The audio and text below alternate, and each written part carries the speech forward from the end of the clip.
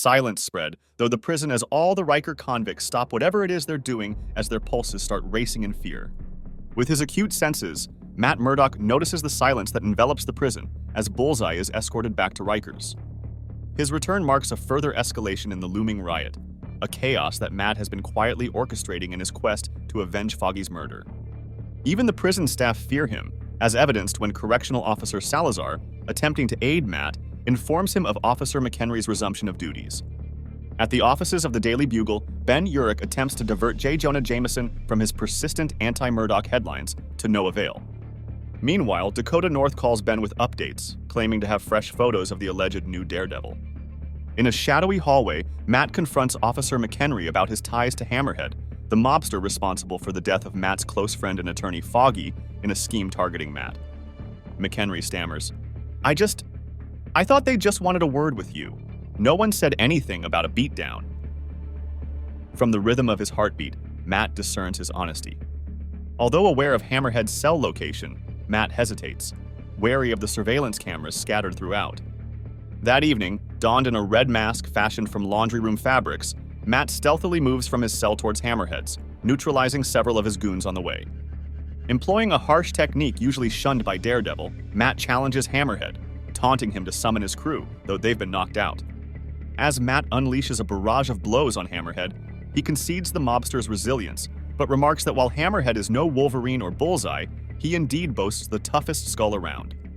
After pummeling him severely, Matt asks if Hammerhead orchestrated the attack on Foggy. But it appears Hammerhead was merely a tool, compensated by a middleman named Ivan Murphy to target Matt. Meanwhile, Ben and Dakota encounter their informant, Ivan Murphy. Though he seems like nothing more than a washed-up alcoholic, he divulges that Alton Lennox, an attorney in Uptown, is deeply knowledgeable about Daredevil. As Murphy walks away, Ben confides to Dakota, I think we're being set up. That old drunk used to work for the Kingpin. In the office of Warden Cole, Cole pleads with Matt to stop his violent actions, warning of worsening troubles ahead. The issue Cole alludes to is the return of Kingpin, Mr. Wilson Fisk. Back in his cell, Kingpin instructs Turk to send a message to Murdock on his behalf. Elsewhere, in New York City's Lower East Side, the Punisher scans a headline featuring Murdock on the front page of the Bugle. The headline reads, Rampage at Rikers. Is Murdock a madman? Spotting a police car nearby, he coldly snaps the neck of a minor criminal who was violently harassing a woman. Flashing his skull emblem at the officer, Punisher declares, I surrender. Take me away. The officer, overwhelmed by fear, calls for immediate backup. The day after Kingpin is reintegrated into the general population, an inmate fitting the description of Foggy's assassin is found dead in his cell, officially deemed a suicide. However, whispers quickly circulate that it was certainly a homicide. The consensus is clear. Kingpin orchestrated Foggy's murder and had the inmate killed to obscure his involvement. Matt mutters to himself that Rikers might as well be empty, save for him and Fisk.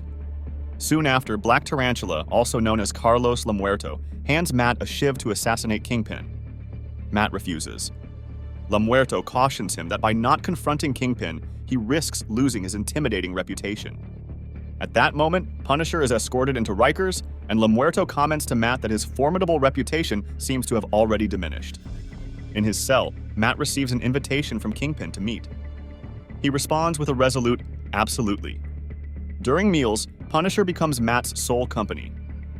Frank confides in Matt that his presence in prison is deliberate, to witness Matt embracing a path similar to his own. Frank warns Matt that the closer he aligns with Frank's methods, the more likely he is to alienate those he cares about. As Matt objects, another inmate confronts Punisher. Frank reacts with violent force, prompting Matt to intervene. Stop it, Frank! You'll kill him!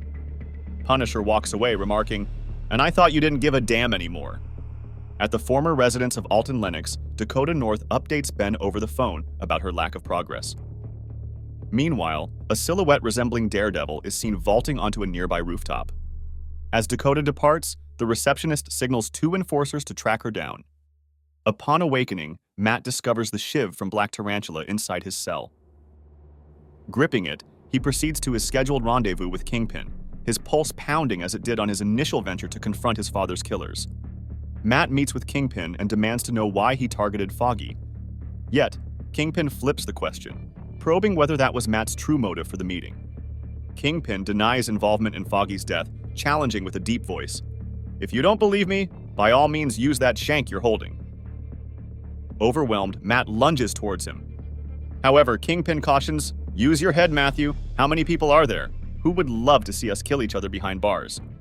Kingpin reveals to Matt that with a riot imminent, they must team up to survive. He asserts, "I, for one, do not intend to die behind bars, do you? When the answers you seek are likely back in the real world?" Heeding Kingpin's suggestion, Matt calls Becky Blake, requesting her to investigate the last person who visited Foggy's killer. All the while, Punisher is watching him. That evening, in the laundry area, Hammerhead, Morgan, and Black Tarantula strategize their prison uprising intended to culminate in the deaths of both Kingpin and Daredevil the following day. They plan to maneuver their cohorts to the armory in the morning, sparking a massive riot. As he is escorted to the visitors area, Matt's acute hearing confirms one thing: the prison is on the brink of chaos. Making matters worse, he discovers that Becky Blake has arrived accompanied by his estranged wife Milla. Their discussion grows tense as Matt, aware of the looming chaos, urges Milla to leave the prison immediately. Milla accuses him of being consumed by vengeance and concludes with, "Remember who you are, my love. Remember why I love you." While Becky informs Matt that Alton Lennox was the last person to visit Foggy's killer, Matt overhears Morgan and Hammerhead planning. He quickly has an officer escort Becky and Milla out for their safety. In another part of the prison, Kingpin tells Turk to be prepared for what's coming, handing him a pack of cards with the instruction, "Be sure you give him these."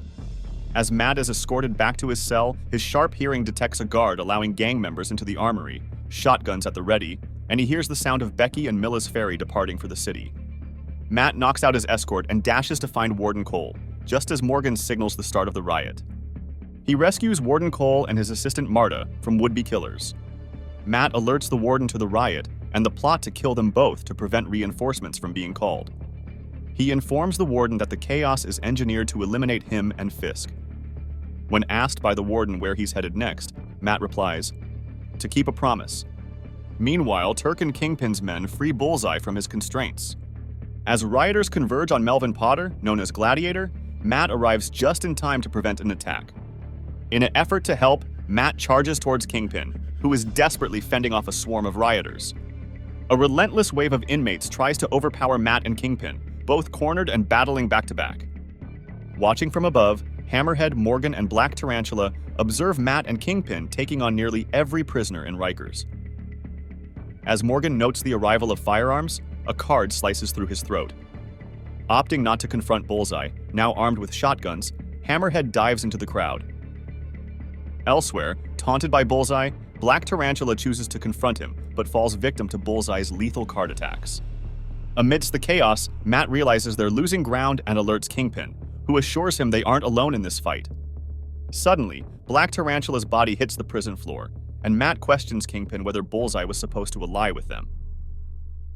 As he speaks, Bullseye opens fire on the rioters as he begins a shooting rampage. In the security office, Warden Cole and Captain Roberts wait for the riot control team. Observing the Punisher quietly reading in his cell, Marta points out their debt to Murdock's actions. Warden Cole asks Captain Roberts to pull up today's surveillance footage. Angered by the unfolding events, Matt confronts Fisk about including Bullseye in their escape strategy. He adamantly tells Fisk that Bullseye cannot join their exit after his actions. Fisk reveals that the FBI director placed Bullseye in prison, hoping he'd eliminate Matt, suggesting Bullseye is crucial for their escape. Haunted by Milla's words to remember who he is and why she loves him, Matt resolves to prevent Bullseye's escape. He tackles Bullseye, who retaliates and fires. Matt evades the shot, which instead strikes Kingpin in the knee. After overpowering Bullseye, Matt watches as a wounded Kingpin, clutching his injured knee, warns Murdock that their conflict isn't over. Navigating the now subdued prison corridors, he gives the shotgun to Punisher, requesting his aid in escaping.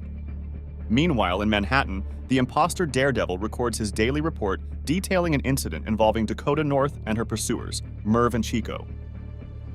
As Dakota updates Ben about a lead on Alton Lennox, she is suddenly ambushed.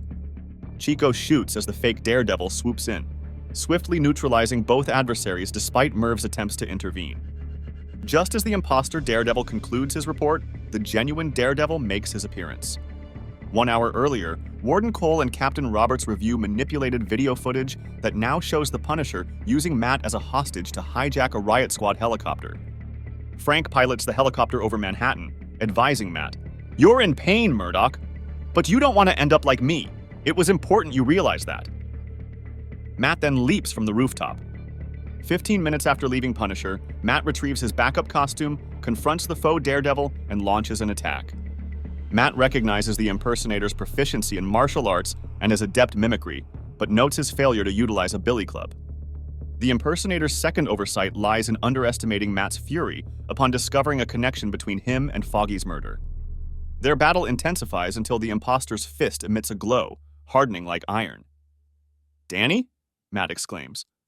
The faux Daredevil is indeed Matt's ally and hero for hire, Danny Rand, also known as Iron Fist. Danny thought he was aiding Foggy by working with Alton Lennox to clandestinely exonerate Matt. Leaving for Lennox's last known address, Matt mutters that Alton better have a valid reason for manipulating him. Upon breaking into Lennox's abandoned office, Ben and Dakota are taken aback to find the two superheroes there. The office is empty, yet Dakota finds a printout of an e-ticket to the Principality of Monaco from the fax machine's memory. Later, in New Jersey, Ben delivers Matt's disguise, cautioning him about the risks he's taking. Matt insists it's necessary, urging Ben and Danny to continue providing him cover. Ben reluctantly agrees, urging, "Just don't get killed, okay? I don't ever want to write that story." As the riot news becomes widespread, public opinion shifts against viewing Murdock as Daredevil. On live TV, Warden Cole criticizes the FBI for Matt's imprisonment. Meanwhile, in Washington, Senator Engel reaches out to the FBI director. Under the alias Mike Murdock, Matt heads to Monaco, determined to avenge Foggy's murder.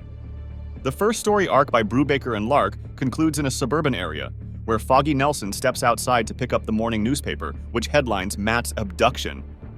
Yes, Foggy was alive the whole time.